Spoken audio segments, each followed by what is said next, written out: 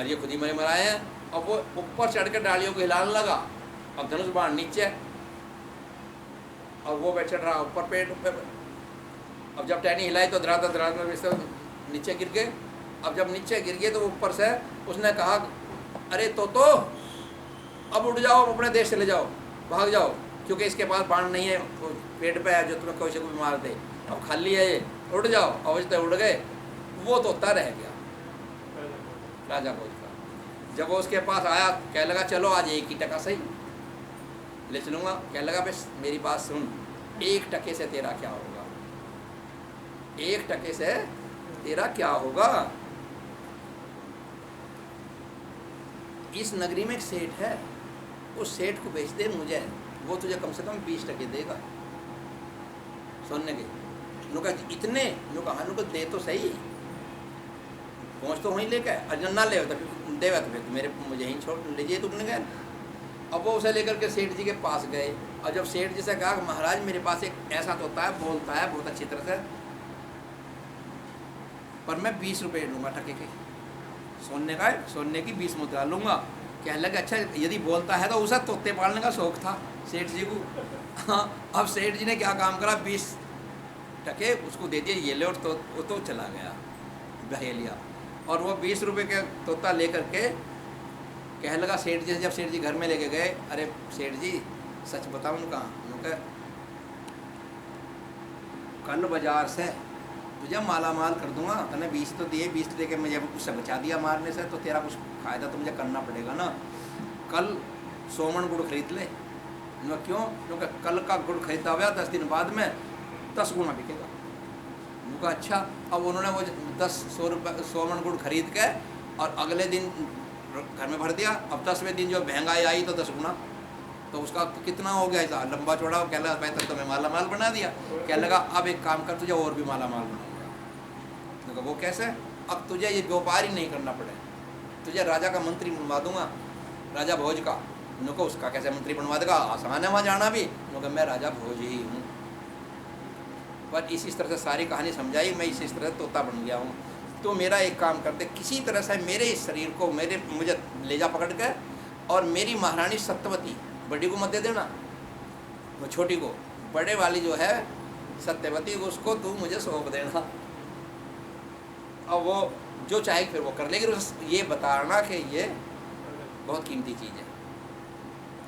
अब जब रानी के महल में गया वो बनिया, उसने भैया उसे बेच दिया, खरीद लिया उनने। अब खरीदतों के साथ ही जब सारा का सारा सामान माल उनको उसका सारा का सब मतलब हो गया, तो उनने सोची अब तू मुझे रानी सत्यवती के पास पहुंचा। अब वो सत्यवती के पास जब ले जा के गेट पे पहुंचा तो रानी तो बाहर निकली नहीं। अब महल में कोई बाहर निकलने का नाम नहीं ले रहा रणवास में से। राजमहल में चहल पहल है, लेकिन रणवास में नहीं है, क्योंकि राजा का शौक है। अब वो बांदी आ गई किसी वजह से निकल के सत्यवती की। उनने कहा बहन जी जरा यहाँ आना। वो बुला लेना, क्या बात है? उन्होंने कहा मैं इस नगरी का सेठ हूँ, और इस तरह से मेरे पास एक तोता है, मैं वो तोता महारानी सत्यवती को देना चाहता हूँ। उन्होंने कहा मैं नहीं ले जाने की। उसने 50 रुपये काट के सोने की मुद्रा उसे दी कि ये ले, पर तुम वहाँ पहुँचा दे। उनको तो ठीक है, अब पहुँचा का ही, अब और काम बाद में करूँगी, लो बहुत बड़ा हो। हाँ लो, मैं तो अच्छे मर रहे हैं यहाँ से। अब वो जो है फंस गया, फंसी, और जाता के साथ ही उसको दे दिया। कहा महारानी से, एक सत्यवती महारानी, ये तोता बहुत कीमती है, ये बोलता है। उनका तो ठीक है, तू जा अपना जो काम भेजी वो कर का। अब उन्होंने कहे तोते तेरी क्या कीमत है, क्या बात है तेरे अंदर विशेष? कह लगा महारानी सत्यवती तुम मेरी पत्नी हो और मैं राजा भोज हूँ। मेरा शरीर ये जो राजा बना बैठा है ना, इस यो है उसी, वो शरीर मेरा ही है। मैं तो उसी भोज सही यहाँ भोज मान रहे। उनका भोज तो मानेंगे ना, शरीर मेरा ही है, पर मैं तोता बना हुआ हूँ। और यो उस तरह से है कि इनको अच्छा, तो एक काम कर, कल दरबार में घोषणा कर दे कि कल हमारे राजा भोज, मेरा जिक्र ना करिए तोते का, हाँ वो जो है एक जादू दिखाई देंगे। अब विद्या वो भी सीख चुका था। अब उसने रानी ने कहा सत्यवती जी ने कहा महाराज कल जो है दरबार लगेगा, और उसमें तुम वो चमत्कार दिखाओ जो जैसा कि वो जादूगर दिखा गया था, इस तरह से जिंदा हो गया और मर गया, दूसरे शरीरों में घुसा जाने था। उन्होंने कहा तो ये तो मेरे बाएं हाथ का खेल है। और मन मन सोच ली मन ही मन में, अब मैं तो सीखे हुए हूँ इस विद्या को। अब रानी ने जो है आज्ञा दी तो दरबार लग गया। दरबार में वो लाया गया। कहने लगे तो भाई ऐसा काम करो, हम अब दूसरे शरीर में जाकर के दिखाते हैं। महारानी को उसने तोते ने कहा अब एक काम का ध्यान रखिए, मुझे पिंजरे का मैं बैठा दीजिए अंदर ऊपर ओझल करके और दरवाज़ा खोल दिए, खुले में बैठा रहूँगा मैं, फिर तू देखिए कौन राजा है। अब ऐसा ही हुआ। उसने कहा कि मरी हुई चीज लाओ। अब जब ढूंढने गए तो वहाँ एक बकरा मारा था किसी ने ताजा ही। अब वो मारना की कोशिश कर रहा था, मतलब वैसे पीट पाट कर उसको मार दिया, वो मरा पड़ा। वो उसे ही ठा के लिया, लो महाराज इसमें आके दिखाओ। अब वो लोग ये तो बाएं हाथ का काम है, मैं सीख ली विद्या। अब अपने शरीर को छोड़ करके वो निकल गया और निकल तो शादी काय में घुस गया बकरे में। कौन? वो सेन महाराज, वो उसमें घुस गए और घुसते के साथ ही तुरंत तोते ने देखा विद्या, तोता भी हो जाता था, फट अपना शरीर वहीं छोड़कर वो अपने शरीर में आ गए। अब राजा तो अपने शरीर में आ गया और आते के साथ ही उसने कहा अब हम यहाँ के राजा हैं, अब एक काम करो, इस बकरे को पकड़ लो, बांध लो जंजीरों में। दरबारियों ने बांध लिया कि इसे कीट पर बांध दो और ये तख्ती लिख आओ कि हर आदमी इसमें 2 जूते आते वक्त भी मारेगा और जाते वक्त भी मारेगा। तो वो इसके अब तक लगते हैं वो। हाँ, तो ये सब कहानी उसने उसको सुनाई। तो क्या मतलब है, कायाकल्प की विद्या जिस दिन गुरु देता है उसी दिन से शुरू हो जाती है कायाकल्प की। सबसे पहले गुरु अपने शिष्य के इस पहले ही बॉडी को यमराज से पहले अलग करने देना सिखा देता है। और जब इसको सिखा दिया तो यमराज केवल इसी बॉडी को ले जा सकता है, इसी बॉडी को हटा सकता है। ये जो किसकी मौत कर सकता है, वो केवल इस भौतिक शरीर की मौत कर सकता है। सूक्ष्म शरीर की मौत वो नहीं कर सकता। सूक्ष्म शरीर की मौत काल कर सकता है और काल भी इसके अंदर का जो शरीर मानव शरीर है उसको नहीं मार सकता। मानव शरीर को योगी अपने अंगों से अपने योग से तपस्या से खत्म कर सकता है।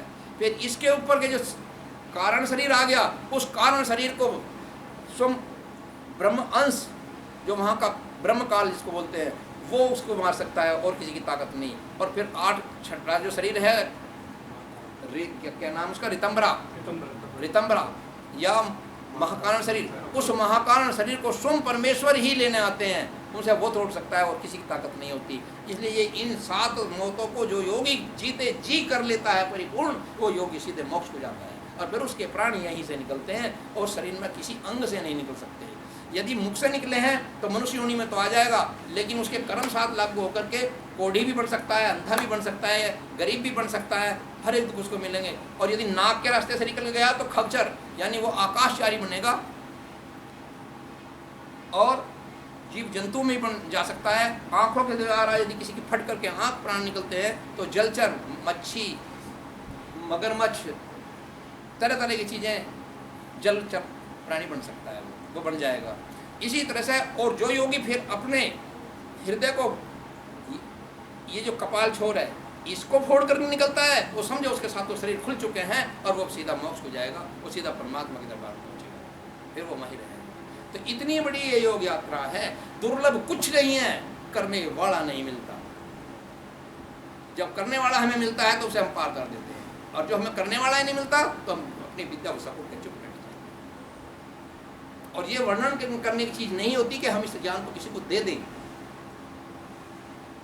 आपने देखा होगा ये संसार मोह माया में फंसा हुआ है और मोह माया में डूब के चला जाएगा। भजन भी कर लेगा, भक्ति भी करता जाएगा, नाम भी जपता जाएगा, भजन ध्यान ताप सब कुछ करता चला जाएगा।